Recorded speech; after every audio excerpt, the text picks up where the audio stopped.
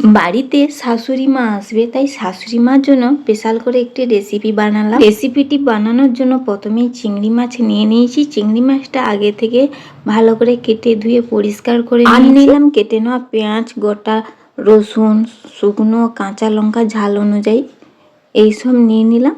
তারপর কড়াতে তেল গরম করে প্রথমে শুকনো লঙ্কা, কেটে নেওয়া পেঁয়াজ, কাঁচা লঙ্কা, রসুন দিয়ে খুব ভালো করে নাড়াচাড়া করে ওগুলোকে ভেজে নিলাম।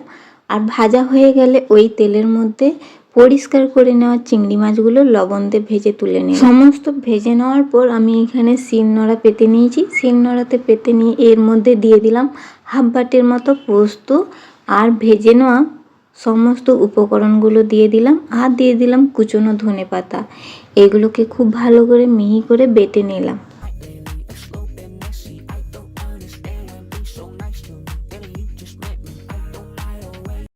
সমস্ত খুব ভালো করে বাটা হয়ে গেলে শিল থেকে একেবারে পরিষ্কার করে তুলে নিলাম।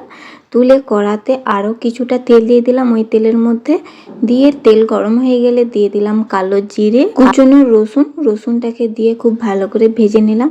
ভেজে নেওয়া হয়ে গেল ওই বেটে নেওয়াটা কড়ার মধ্যে দিয়ে ভালো করে একটু নাড়াচাড়া করে নিলাম। আর সামান্য হলুদ দিলাম ও স্বাদ মতো লবণ দিয়ে খুব ভালো করে এটাকে মিডিয়াম আঁচে আমি নেড়ে নিলাম 5 থেকে 10 মিনিট। কে এই রেসিপিটি শাশুড়ি মা বা প্রিয়জনদেরকে খাওয়াতে চাও তাহলে ঝটপট বানিয়ে ফেলুন। আর শাশুড়ি মার জন্য আরও কিছু রান্না করলাম, পটল ভাজা, কুমড়ো ভাজা, কুঁদরি ভাজা ও মাছের টক। এই রেসিপিগুলো দিয়েই শাশুড়ি মাকে খেতে